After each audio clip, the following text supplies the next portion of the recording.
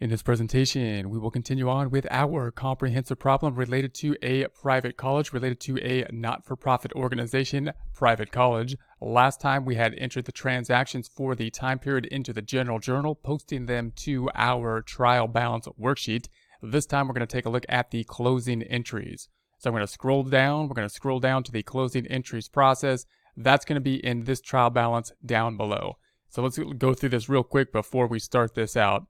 We have entered all the transactions into this trial balance up atop. We have the beginning balance, then we have the ending balance after the transactions. These ending numbers then are what we're going to use when we go to our closing trial balance. However, in the process of the closing entries, like with a for-profit type of entity, will be to close out the temporary accounts, the income statement-like accounts, these accounts below the what would be the equity section, in this case, the net assets section, close these accounts out to what would be basically the equity section in a for-profit organization, here to the net assets section. However, we want to see this number closed out, and we also want to see these numbers not closed out. So we want to have a post-closing trial balance, and we want to have the adjusted trial balance, the one that we're going to make the financial statements with. Therefore, we've copied this whole thing down in these to this trial balance, which has the beginning balance equal to the other trial balance's ending balance. So in other words, the beginning balance here for cash is equivalent to the ending balance in the prior slide, or the prior trial balance for cash. And now we're going to have, this is where we're going to do our adjusting entries. This will allow us to do the adjusting entries in a nice clean worksheet where the beginning balances are down here. We can see the transactions clearly as just the closing entry type transactions, seeing exactly what the closing entries are doing. Now, of course, our objective, just like a for-profit type of organization, will be to close out the temporary accounts. Those accounts like the income statement accounts typically, that are going to close out to what would be the equity section, in our case, the net assets section. In a for-profit type of organization, this is often done with 4 journal entries: 1 to close out revenue to income summary, a clearing account; 2, close out expenses to the income summary, a clearing account; 3, close out the income summary account to whatever account we need to close it out to in the equity section, such as the retained earnings if it's a corporation, or to a capital account if it's a sole proprietorship or a partnership. And then we're finally going to close out any draws or dividends as needed in that process. We could do that all in one step, of course, as well. Here, we're going to do more of a one-step kind of process, closing expenses and revenue together and not using a clearing account. However, we do have the added problem, of course, of having those things that are going to be restricted and not restricted, and allocating between the net assets with donor restrictions and the net assets without donor restrictions. So our first transaction, our first entry, is going to be the longest entry, and that's going to be recording these items and closing these items out to note net assets without donor restrictions. And that's going to be related to the accounts that I've put a little green square next to, or triangle or rectangle, I should say. That's going to be the tuition and fees without donor restrictions, tuition and fees, discounts and allowances, the investment income without restrictions, the contributions without restrictions, the instruction expense, the academic support, the student service expense, the institutional support expenses. These are all the expense items without restrictions. And then we're going to have the unearned gain on investment, also without the restrictions. So that's going to be our full first journal entry. We're going to basically take all those accounts, make them go to zero, close them out then to the net assets without donor restrictions. All right, so let's go up top and let's pick these up.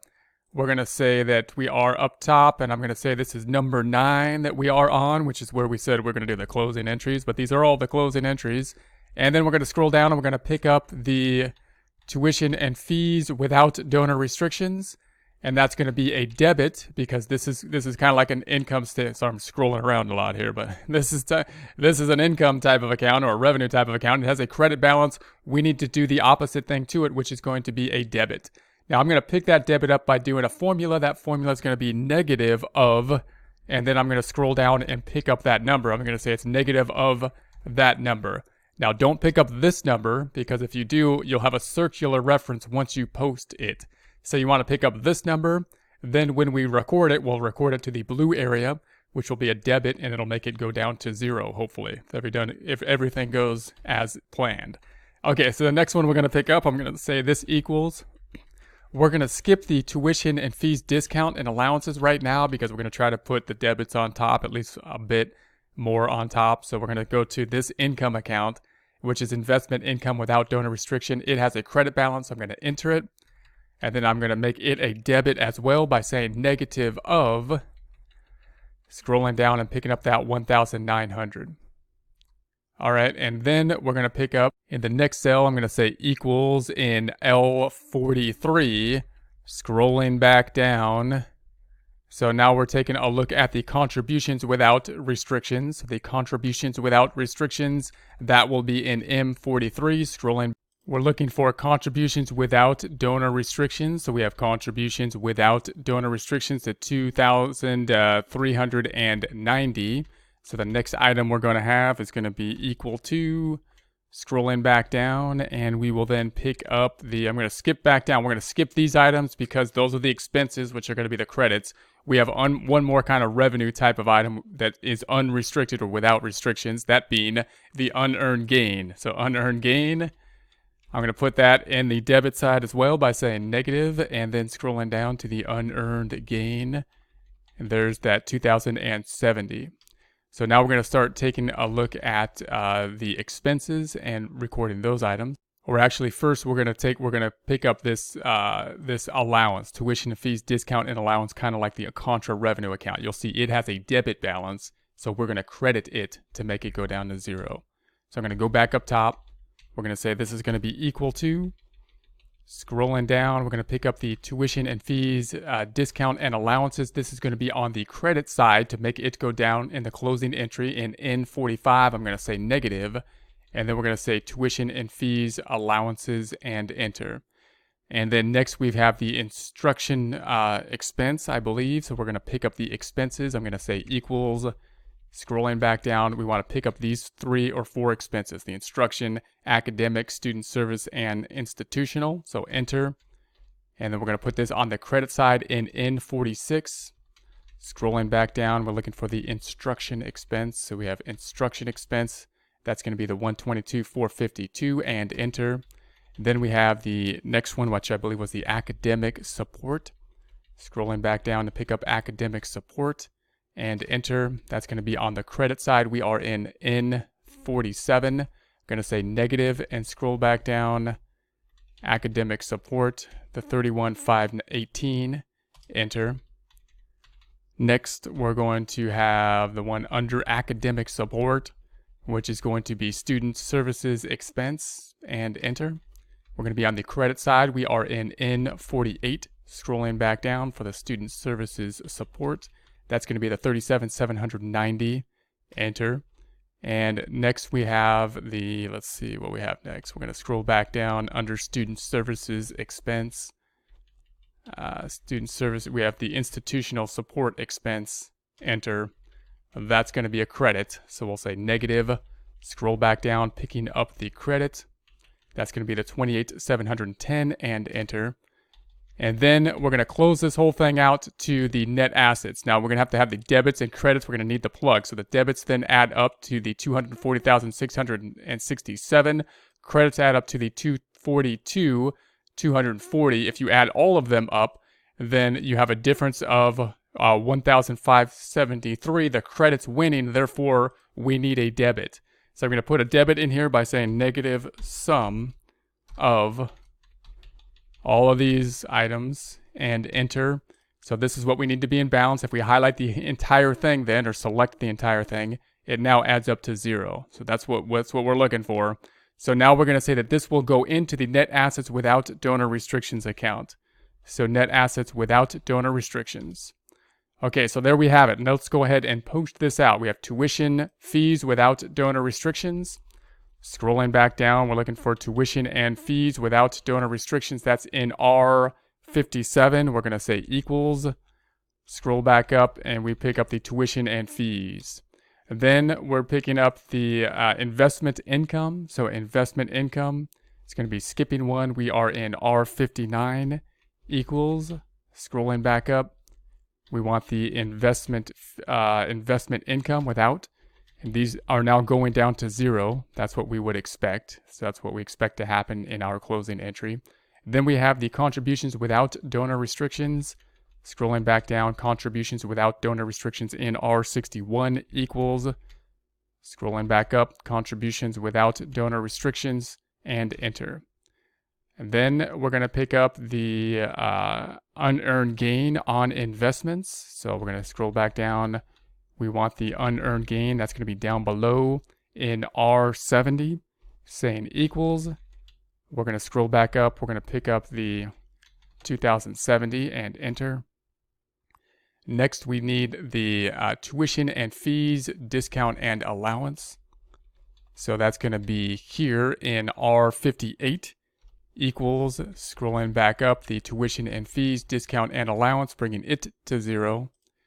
And then we have the instruction expense. So scrolling back down, instruction expense, that's going to be in R64, where we will say equals.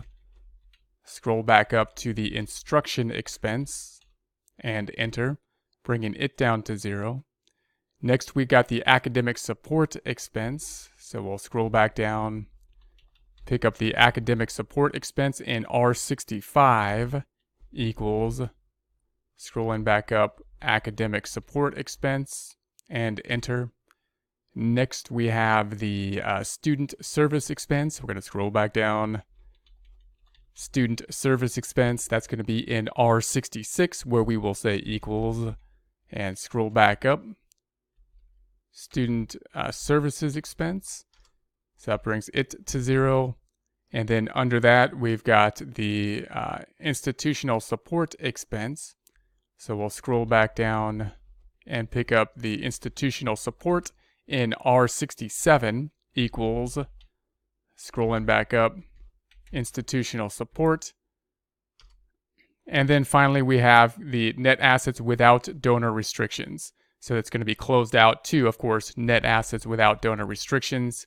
So we'll pick up this one here in R55 equals, and we're going to point to that 1,573. Next, we're going to pick up the assets with restrictions. So we're going to pick up the amounts with restrictions and close them out to the net assets with restrictions. So I put those with a yellow mark here. So that's going to be the investment income with donor restrictions, contributions with donor restrictions, and then we have the unearned gain on investment with the restrictions. So I'm going to scroll back up top, and we can put basically a number 9 here again. And so we're going to say, all right, this is going to be equal to, I'm going to scroll back over, and we want the investment income with restrictions. It's got a credit balance. We're going to debit it. So I'm going to say enter, and then we're going to say negative of what's in there to flip the sign, making it go down. And then the next item is going to be the contributions with donor restrictions. So I'm going to say enter. Contributions with donor restriction, I'm going to say negative, and then pick up that 561. And then the next one is going to be equal to, we're going to pick up the unearned gain on investments with restrictions. So that's going to be equal to, scrolling back down this amount, and I need to make it flip the sign on it. Of course, we want to debit here. And then the difference, or the sum of, is going to be going to a credit to net assets with restrictions. Net assets with restrictions. That's going to be on the credit side. We're going to do a negative sum formula here. So it's going to be negative SUM, and we'll pick up these numbers, and there we have it. That's going to be the 3,871. All right, let's post this out. We've got the investment income with restrictions. So that's up top, investment income with restrictions in R60 equals. We're going to go over and pick up that 2,270 and enter, bringing it down to 0. Then we have the contributions with restrictions. Scrolling back down to the contributions with restrictions, we are in R62 equals.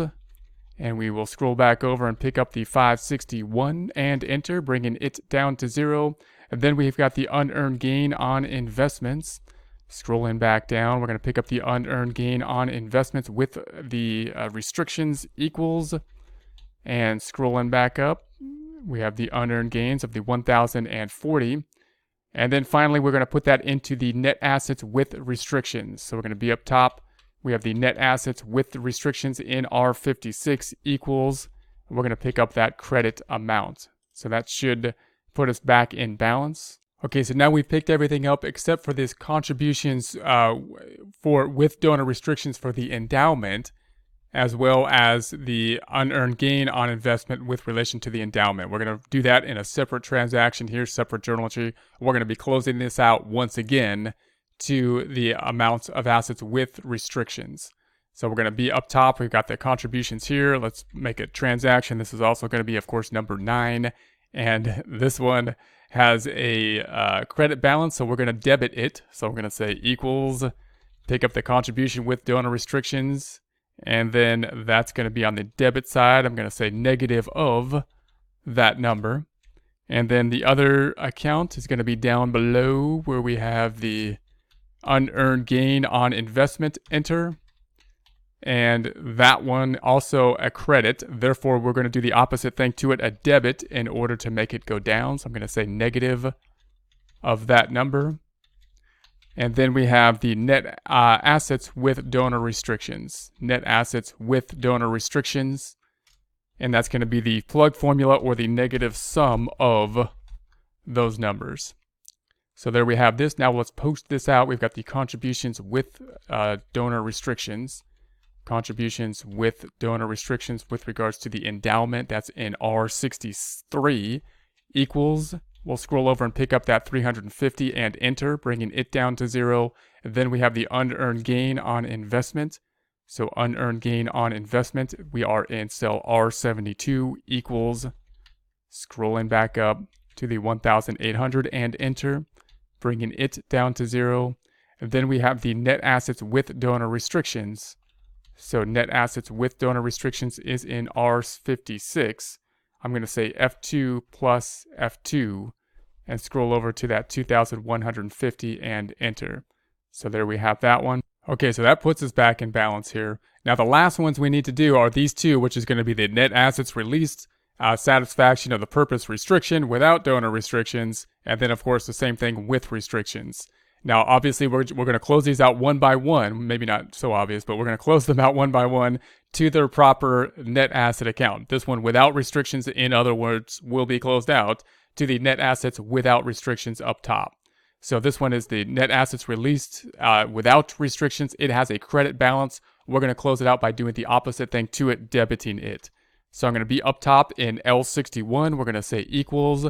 We're going to debit this amount. And that's going to be for, I'm going to say negative of that 7,580.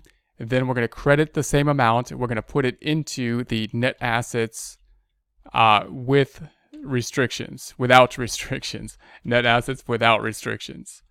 Okay, so that matches up. And let's post it now. We'll post this one out. I'm in R68 equals. We're going to scroll up and pick up that 7,580. There we have that, and then we're going to put that up top into the net assets without restrictions. That's going to be in R55. I'm going to go in there by saying F2 plus F2, scroll back down and pick up that 7,580. Next, we're going to close this one out, last one. It's got a debit balance. We're going to close it out to the net assets with donor restrictions. So I'm going to say 9 again. And we're going to pick up, this one's a debit, so we need to credit it. I'm going to put it on the bottom then. So we'll put it on the bottom. It's going to be a credit of that 7,580. The debit will be the same amount. It's going to then go into the account of the net assets with donor restrictions, like so. Okay, so let's close this out. Here's the net assets with donor restrictions. That's going to be up top. That's going to be in R56. So I'm going to say F2 plus F2. Scroll back down. We'll pick up that 7,580 and enter. And then we have the net assets without the restriction, or the net assets released. This account down here, that very long account with donor restrictions, in R69 equals that 7,580 and enter. And that brings us back down to 0. So if we take a look at our balances, we're at zeros down below. That's what we want. We have our post-closing trial balance, which of course is our assets minus the liabilities. Those assets minus liabilities adding up to $342,857. That is the same as if we add up the liabilities here, or the equity equivalent, which is the net assets, both restricted or with restrictions and without. And that's going to be the 342,857. And obviously, if we were to add up all the blue accounts before we had closed them out, it would add up to the same 342,857. So next time, we're going to move on to financial statements.